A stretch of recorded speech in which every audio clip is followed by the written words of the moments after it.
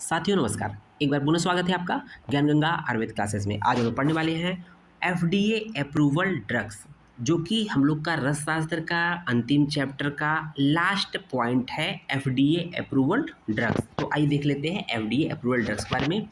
देखेंगे FDA means क्या है, food and drug administration. FDA का मतलब पहले देख लेंगे, क्योंकि ये सब चीज़ें आपके मल्टीपल चॉइस क्वेश्चन में पूछा जाता है। FDA means food and drugs administration. Approval of drugs means that data on the drug's effect have been reviewed by CDER, centre for drug evolution and research. तो कहने का मतलब ये है कि कोई भी ड्रग मेडिसिन जब ढूंढी जाती है, कोई केमिकल ढूंढी जाता है कंपाउंड, तो उसको कोई एक कंपनी उसको बनाती है, उसके बारे में रिसर्च करती है। रिसर्च करने के पश्चात जो भी डाटा तैयार हो जाता है कि इस पर्टिकुलर ड्रग से, केमिकल से, मेडिसिन से ये फ़ायदे हैं, इस डिजीज में फ़ायदा कर रहा है और ये इसके एडवर्स साइड इफ़ेक्ट हैं, और ये पूरा डाटा किसको दिया जाता है, CDER को दिया जाता है। CDER क्या करती है, इसको रिव्यू करती है ना। CDER मतलब centre for drug evolution and research, and the drug is determined, फिर उसके बारे में जानते हैं, टू प्रोवाइड बेनिफिट्स। ठीक है, उसके कौन कौन से बेनिफिट, मतलब किस पर्टिकुलर डिजीज़ में यूज हो रही है, उसके क्या क्या लाभ है, CDER उसको देखती है। ठीक है, डिटरमाइन करती है। दैट आउटवे मीन्स उसका पलड़ा भारी है, it's known and potential risk for the intended pollution means population, कि इसका जो हेल्थ स्वास्थ्य के प्रति जो इस पर्टिकुलर ड्रग का ज़्यादा पलड़ा भारी है, मीन्स ज़्यादा एक्टिव है, ज़्यादा अच्छा काम कर रही है हेल्थ पर्टिकुलर डिजीज़ के बारे में, या बेनिफिशियल है अदर देन इसके जो भी रिस्क फैक्टर। हर एक ड्रग में अपने आप पे कुछ ना कुछ रिस्क फैक्टर होता है, लेकिन रिस्क फैक्टर कम होने चाहिए, और हेल्थ के पॉइंट ऑफ व्यू से, ट्रीटमेंट के पॉइंट ऑफ व्यू से उसमें क्वालिटी ज़्यादा होनी चाहिए, तब उसको अप्रूव करेगी। ठीक है ना, तो यही करा है। The following steps are followed for approval of drug means किसी भी ड्रग के अप्रूवल के लिए कौन कौन से स्टेप फॉलो किया जाता है। देखेंगे ये इंपॉर्टेंट ड्रग्स स्टेप है। पहला है testing of drug by company. वही बता रहा है कि कोई एक कंपनी किसी नए ड्रग को पहले रिसर्च करती है कि उसके क्या मतलब कि किस कौन कौन से उसमें पर्टिकुलर केमिकल है, उसका क्या फ़ायदा है, क्या नुकसान है। ओके, दूसरा evidence for safety efficacy of drug send to CDER। जब कंपनी रिसर्च करके डाटा तैयार कर लेगी, उस डाटा को CDER को सौंप देगी।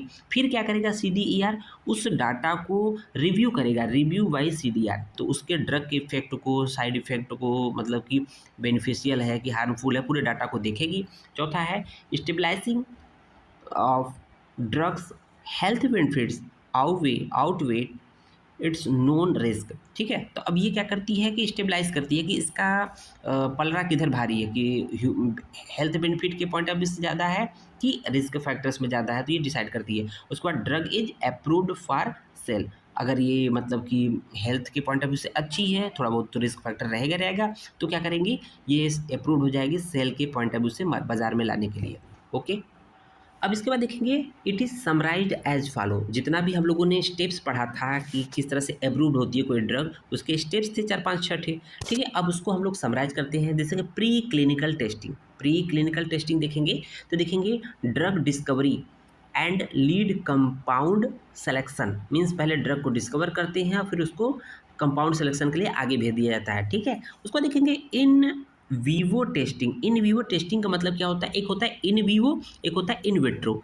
इन वीवो का मतलब होता है inside the body. Inside the body मतलब या तो ये एनिमल बॉडी पे हो सकता है या ह्यूमन बॉडी पे हो सकता है, और एक होता है इन विट्रो। इन विट्रो मतलब लैब में टेस्टिंग होती है। ठीक है, तो यहाँ पर in vivo means inside the living, अर्थात एनिमल और ह्यूमन दोनों आ जाएंगे। तो यहाँ देखेंगे इन वीवो टेस्टिंग में क्या करेंगे, केमिकल सिंथेसिस करेंगे एंड स्केल अप टेस्टिंग होगा, फिर फार्मूलेशन, डेवलपमेंट एंड स्टेबिलिटी होगी, साथ ही साथ सेफ्टी स्टडी इन एनिमल। ठीक है, इसको देखेंगे कि एनिमल में सेफ्टी है कि नहीं, हार्मफुल है कि नहीं, इस तरह की चीज़ देखेंगे। उसको देखेंगे IND।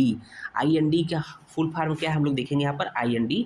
फिर investigational new drug. IND means कि इन्वेस्टिगेशनल न्यू ड्रग।